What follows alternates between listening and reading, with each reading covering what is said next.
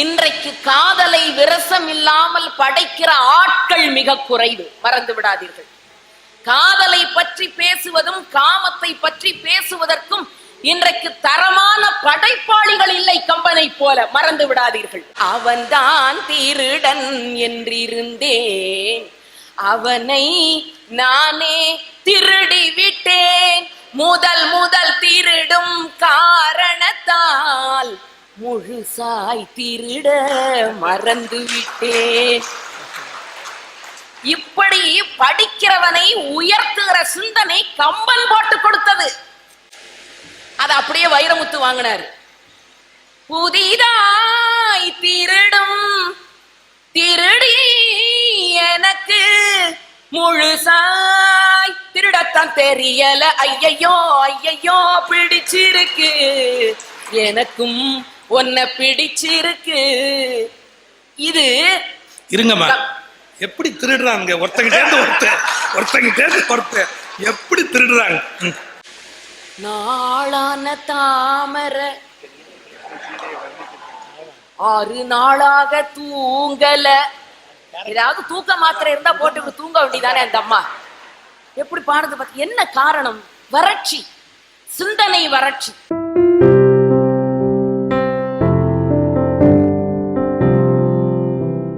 சகோதரி விஜய சுந்தரி அவர்கள் வருகிறார்கள். கம்பனுடைய நிலைத்த புகழுக்கு காரணம் படைத்தவரே. உலகம் யாவையும் தாமுளவாக்கலும் நிலை பெறுத்தலும் நீக்கலும் நீங்களா அலகிலா விளையாட்டுடையாரவர்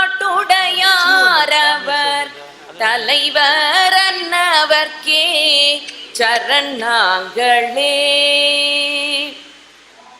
நடுவர் உள்ளிட்ட இந்த அவைக்கு என்னுடைய பணிவான வணக்கங்கள். சூரியனுடைய நிலைத்த புகழுக்கு காரணம் அதனுடைய கிரகணங்களிலிருந்து வரக்கூடிய ஒளிக்கீற்றுகளா, அல்லது அதை தாங்கிக் கொள்ளுகிற மனிதனுடைய தோல் வலிமையா? இன்னொரு கேள்வி, கர்ணன் எல்லாவற்றையும் அள்ளி கொடுத்தான் என்று சொன்னால் அது கர்ணனுக்கு பெருமையா, அல்லது அவனிடத்திலே இருந்து பொருள்களை வாங்கி கொண்டார்களே அவர்களால் கர்ணனுக்கு பெருமையா? அரிச்சந்திரன் உண்மையை பேசினான் என்பது பெருமையா, அல்லது அவன் உண்மையை பேசினான் என்ற கருத்தை எல்லோருக்கும் எடுத்து சொல்லிக் கொண்டிருக்கிறோமே இன்று வரை, அதனால் அவனுக்கு பெருமையா? அப்படித்தான் கம்பன் காலம் கடந்து ஒரு காப்பியத்தை படைத்திருக்கிறான், அதனால் அவனுக்கு பெருமையா? அதை பல மேடைகளிலே இன்று வரை பேசிக் கொண்டிருக்கிறோமே, அவர்களால் பெருமையா? மிக அழகாக எதிரணியிலே இருந்து ஐயா அவர்கள் வந்தார்கள். அப்ப படிக்கிறவன் தப்பா படிச்சான்னா அதனால பயன் இல்லை என்பதையும் அவருடைய பேச்சின் மூலமாக நாம் புரிந்து கொண்டோம். அப்ப என்ன அர்த்தம்? படிக்கிறவனுக்குன்னு ஒரு பின்னணி இருக்கு, படிக்கிறவனுக்கு எந்த பின்னணியும் கிடையாது. படிக்கிறவனுக்கு ஒரு தகுதி இருக்கு, படிக்கிறவனுக்கு எந்த தகுதியும் கிடையாது. படிக்கிறவனுக்கு ஒரு நோக்கம் இருக்கு, படிக்கிறவனுக்கு நோக்கம் இருக்க வேண்டிய அவசியம் இல்லை. சும்மா போற போக்குல பஸ்ல ஏறி உட்கார்ந்துக்கிட்டு ராஜபாளையத்துல இருந்து அருப்புக்கோட்டை போற வரைக்கும் போர் அடிக்குதுன்னு புத்தகத்தை புரட்டுற மாதிரி கூட கம்பராமாயணம் படிக்கலாம். அவன் இதை படித்து திருந்த வேண்டும், கம்பனுடைய நோக்கத்தை, அந்த ஆழ்ந்து இருக்கிற கவி உள்ளத்தை புரிந்து கொள்ள வேண்டும் என்ற தேவை படித்தவனுக்கு இல்லை. ஆனா படைக்கிற கம்பனுக்கு நிறைய பொறுப்புகள். அவனுடைய கால சூழல் அவனை இப்படி ஒரு படைப்பாளியாக மாற்றுகிறது. அவன் காலகட்டம் சைவத்திற்கும் வைணவத்திற்குமான ஒரு போராட்டம். அந்த போராட்ட களத்திலே நின்று கொண்டு கம்பன் ஒரு படைப்பை இந்த உலகத்திற்கு தருகிறான். அப்படி என்றால் அவனுக்கென்று ஒரு நோக்கம், அவனுக்கென்று ஒரு சூழல், அவனுக்கென்று ஒரு இயல்பு, அவனுக்கென்று ஒரு பின்னணி, இத்தனையும் வைத்து கொண்டு படைத்த காரணத்தினாலேதான் கம்பராமாயணம் இன்று வரை நிலைத்து நிற்கிறதே தவிர நோக்கம் இல்லாமல், சூழல் இல்லாமல், பின்னணி இல்லாமல் போற போக்கில டைம் பாஸ் மாதிரி படிக்கிற சில பேர் இந்த நாட்டில் இருக்கான். நீங்க மறுக்க முடியாது. நீங்க ரொம்ப அழகா ஒரு கருத்தை சொன்னீங்க. நடுவர் பெருந்தகை அவர்கள் தன்னுடைய முன்னுரையிலே கூட குறிப்பிட்டார்கள். இன்றைக்கு காதலை விரசம் இல்லாமல் படைக்கிற ஆட்கள் மிக குறைவு, மறந்து விடாதீர்கள். காதலை பற்றி பேசுவதும் காமத்தை பற்றி பேசுவதற்கும் இன்றைக்கு தரமான படைப்பாளிகள் இல்லை கம்பனை போல, மறந்து விடாதீர்கள்.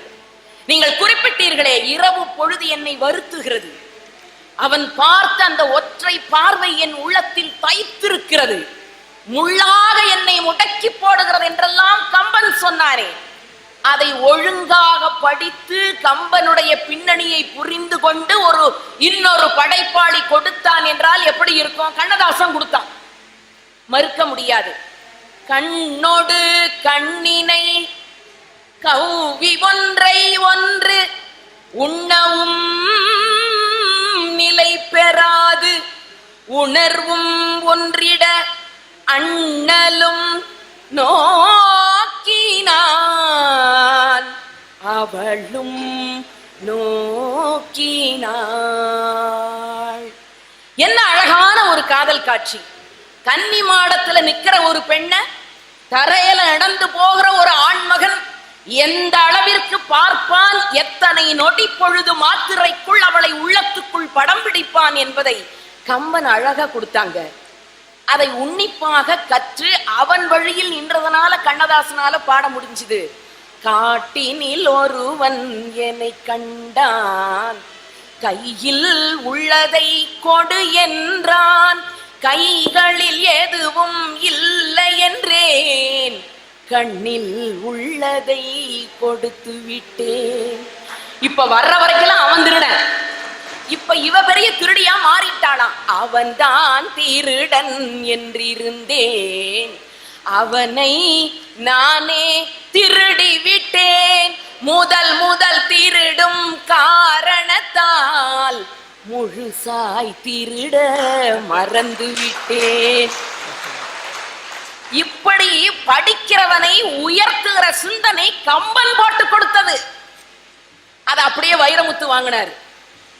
புதிதாய் திருடும் திருடி எனக்கு முழுசாய் திருடத்தான் தெரியல, ஐயையோ ஐயையோ பிடிச்சிருக்கு, எனக்கும் உன்னை பிடிச்சிருக்கு. இது இருங்கம்மா, எப்படி திருடுறாங்க? ஒருத்தங்கிட்டேருந்து ஒருத்தர் எப்படி திருடுறாங்க? திருடுவதற்கு பொருள்கள் கம்பனிடத்தில் இருந்ததனால திருடிட்டு இருக்கிறான். அந்த திருடிய பொருளும் சிறந்த பொருளாக இருக்கு. அதனாலதான் திருடிய பொருளே திருடனை விரும்பும், தேகத்தில் பாதியை வழங்கும் எழுதுனா கண்ணதாசன். காலத்துல இவ்வளவு சிறப்புங்க.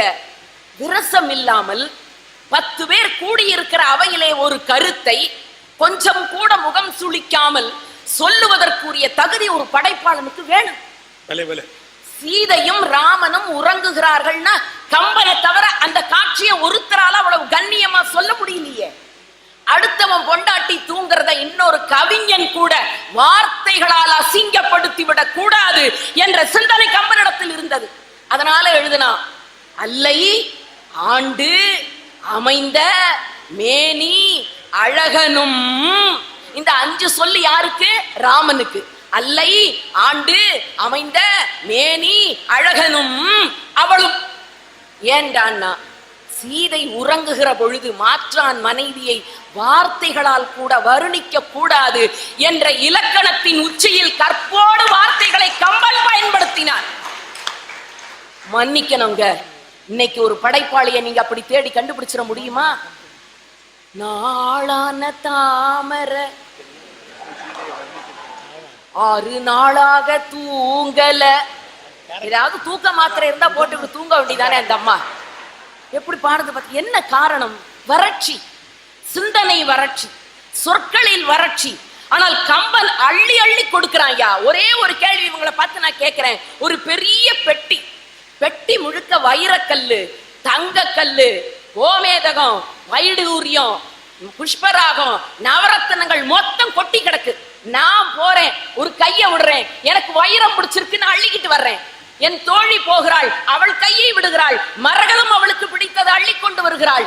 போகிற ஒவ்வொருவருடைய மன சிந்தனைக்கு ஏற்ப கைகளை விட்டால் அவர்கள் கையை நிறைக்கிற அளவிற்கு கருத்து பெட்டகம் கம்பராமாயணம். அது புரியாம உப்புக்கல்லை வைரம் என்று சொன்னால் நம்பி ஒப்புக்கொள்ளும் மூடருக்கு முன்னால் நாம் உளறி என்ன கதறி என்ன ஒன்றுமே நடக்கவில்லை தோழா ரொம்ப நாளா. அந்த காலத்திலே சொல்லிட்டான். பல பேர் உப்புக்கல்லு தான், இவனை கொண்டு போய் நீங்க வைரக்கல்லு பக்கத்துல வச்சாலும் அதுக்குரிய தகுதி அந்த படிப்பாளனுக்கு இருக்குதான்னா இல்ல. அதாங்க பெரிய குறை. ஆஞ்சநேய பெருமான் சொன்னாரு, அனுமாரி ஏன் திருமணமே செஞ்சுக்கலங்கிறதுக்கு. ஆனா ஒண்ணுங்க, இவரை மாதிரி இன்னொருத்தர் வேண்டாம், இவர் ஒருவரே போதும். எல்லா பல்கலைக்கழகத்துக்கும் அனுப்புனீங்கன்னா கம்பராமாயணத்துக்கு புதிய புதிய உரைகள் வரும். ஐயா, நான் வேடிக்கைக்காக சொல்றேன், வள்ளுவரை பற்றி ஐயா எழுதிய கட்டுரை இன்றைக்கும் வானொலி நிலையத்தில் அவ்வளவு அற்புதமாக ஒளிபரப்பாகி கொண்டிருக்கிறது. பாவை இன்னைக்கு போதாத நேரம், அணி மாறியோ கட்சி மாறியோ வருஷம் மாறியோ உட்கார்ந்து இருக்கிறார். ஆஞ்சநேய பெருமான் கம்பன் தாங்க சொல்ல எண்ணி எண்ணி போட்டான். அனுமனுக்கு வந்து நிக்கிறான் வாசல்ல. இவன் யாருன்னு அறிமுகப்படுத்தணும். கம்பன் எங்க பிடிச்சான் பாருங்க. டே, இருக்கிற உலகத்துல இருக்கிற சொற்கள் எல்லாம் எடுத்து வச்சா இவனுக்கு பத்தாதுரா. இல்லாத உலகத்து எங்கும் இங்கு இவன் இசைகள் கூற கல்லாத கலையும் வேதக்கடலுமே என்னும் காட்சி. வேதம் எங்க கிடக்கு, கடல் எங்க கிடக்கு, அந்த ரெண்டையும் கொண்டு வந்து கம்பன் ஒன்னா சேர்க்கிறான். வேதக்கடலுமே என்னும் காட்சி சொல்லாலே தோன்றிற்று அன்றே யார்கொல் இச்சொல்லின் செல்வன் வில்லார் தோள் இளைய வீரா விரிஞனோ விடைவலானோ. வில்லார் தோள் இளைய வீரா. லக்ஷ்மணனை பார்த்து கேட்கிற ராமச்சந்திரமூர்த்தி, வாசல்ல வந்து ஒருத்தன் நிக்கிறானே, அவன் விரிஞனோ பிரம்மனா இருப்பானோட, விடைவலானோ சிவபெருமானா இருப்பானோட. இடையில திருமாலோன்னு கேட்கல, என்ன கேட்கறதே திருமாலாச்சே. என்ன அழகா கம்பன் போடுறாங்க, விரிஞனோ விடைவலானோ. இப்ப அவன் யாருங்கிறத சொல்லிட்டான்.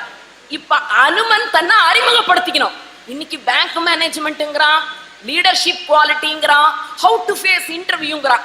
கம்பராமாயண இந்த பகுதியை அவன் கையில அச்சு போட்டு கொடுங்கய்யா.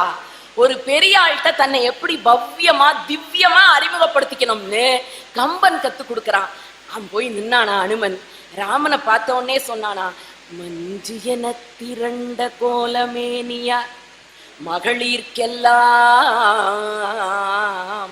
அந்த வார்த்தையில எவ்வளவு கம்பீரம், இந்த வார்த்தையில எவ்வளவு கனிவு. மஞ்சு என திரண்ட கோலமேனிய மகளிர்க்கெல்லாம் நஞ்சு என தகையவாகி நளிரும் பனிக்கு தேம்பா கஞ்சம் ஒத்து அலர்ந்த செய்ய கண்ண யான் காற்றின் வேந்தற்கு அஞ்சனை வயிற்றில் வந்தேன் நாமமும் அனுமன் என்பேன். எங்க அம்மா யாரு, எங்க அப்பா யாரு, எவ்வளவு அழகா அனுமன் தன் உருவத்தை குறுக்கி கொண்டு பணிவோடு ஒரு பெரியவர்களிடத்தில் தன்னை அறிமுகப்படுத்திக் கொள்ள வேண்டும் என்பதை எவ்வளவு அற்புதமா கம்பன் எடுத்து கொடுத்தான்னா அது இந்த காலத்திலும் பொருந்துகிறது. நான் தொகுப்பாக சொல்லுகிறேன். நடுவர் பெருந்தகையவர்களே, சுஜாதா அவர்கள் தந்தையை அழைத்து கொண்டு ஸ்ரீரங்கம் கோயிலுக்கு போனார். அப்ப அவருடைய தந்தைக்கு கொஞ்சம் கண் பார்வை சரியா தெரியல. பையன் கைய பிடிச்சுக்கிட்டு ஒரு கையால ஸ்ரீரங்கம் கோயில் மதில கையால தடவிக்கொண்டே போனார். பையன் கேட்டான், ஏன்பா நான் தான் உங்க கையை பிடிச்சிருக்கேனே, என்ன நம்பாம எதுக்கு அந்த மதிலையும் தடவிக்கொண்டே வருகிறீர்களேன்னு. அப்ப அவங்க அப்பா சொன்னாரு, இப்படித்தானேடா ராமானுஜரும் இந்த மதிலை தடவிக்கொண்டு சென்றிருப்பார். ராமானுஜர் தொட்ட மதிலை தொட்டு பார்ப்பதிலேயே எனக்கு பெரிய பெருமை வந்து சேரும், புண்ணியம் வந்து சேரும்னா, நாமெல்லாம் படித்தவர்கள், சில நேரம் படிக்காமலே படித்தவர்களாக நடித்து கொண்டிருப்பவர்கள், ஏதோ கம்பன் என்னும் மாநதியிலே போய் நின்றாலாவது கொஞ்சம் நீர் தெளிக்கப்பட்டு புண்ணிய ஆத்மாக்களாக மாறலாமே தவிர ஒரு நாளும் கம்பனுடைய படைப்பை விஞ்சுகிற அளவிற்கு புகழை படித்த நம்மால் கொண்டு போய் சேர்க்க முடியாது.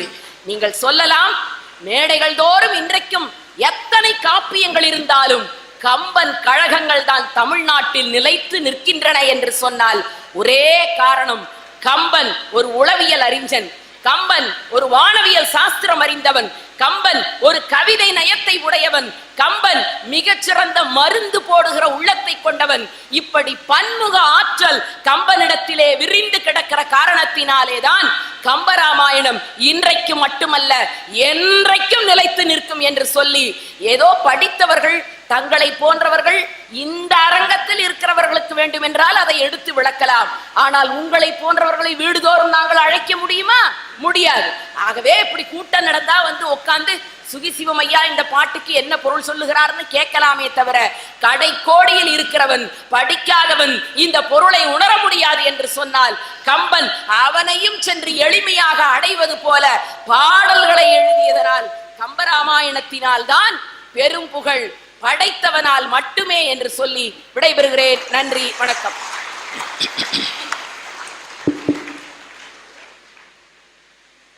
ஒரு சின்ன கொஸ்டின், நீங்க என்னைக்கு ரிட்டையர் ஆகுறீங்கம்மா? என்னைக்கு ரிட்டையர் ஆகுறீங்க? 2032. நான் ஒரு யோசனை நினைச்சேன், இனி வர்றவங்க கம்பராமாயண உபன்யாசம் பண்றதுக்கு ஒரு கல்லூரி தொடங்கி அதுல இந்த அம்மாவை நியமிச்சா நல்லா இருக்கும் ரிட்டையர்ட் ஆன உடனே. அதாவது இப்ப வர்ற தலைமுறைக்கு கம்பராமாயணத்தை சொல்லுகிற முறையே ருக்மணி அம்மா, இளம்பிறை மணிமாறன், சரஸ்வதி ராமநாதன், ஒவ்வொருத்தருக்கும் ஒரு பாணி, புலவர் கீரன், வாரியார் சுவாமிகள், ஒவ்வொருத்தர்ட்ட ஒரு பாணி. அதை சிஸ்டமேட்டிக்காக படிக்கிறதுக்கு இன்னைக்கு இன்ஸ்டிடியூஷன்ஸ் இல்லை. இந்த மாதிரி உபன்யாசங்களுக்குனே ஒரு கல்லூரி தொடங்கி இது மாதிரி உள்ளவர்களை அதில் நியமிச்சு, அதில் நகைச்சுவை துறை பேராசிரியராக ஐயாவை நியமிச்சு, ஏன்னா உபன்யாசத்தில் நகைச்சுவையும் வேணும் இல்லை, அந்த டிபார்ட்மெண்ட் அவரை போட்டு, நானே வைஸ் சான்சலராகவும் உட்கார்ந்து ரொம்ப நல்லா பேசுனீங்கம்மா. நீங்க ஓய்வு பெற்றதுக்கு அப்புறம் 10 மாணவிகளையாவது கம்பராமாயண சொற்பொழிவாளரா நீங்க ஆக்கணும். இந்த இசையோட சொல்றதுக்கு பாருங்க பெரிய கொடுப்புன, இசையோட சொல்வது அது நீங்க தொடர்ந்து செய்யணுங்கிற வேண்டுதல் தான். வாங்க உட்கார். ஐயா, ஒரு பணிவான வேண்டுகோள். நான் யாரை பத்தி பேசியிருந்த போது எனக்கு இவ்வளவு பெரிய அங்கீகாரம் கிடைக்கல, கம்பனை பத்தி பேசின போதுதான் இந்த அங்கீகாரம் கிடைச்சிருக்கு. நன்றி.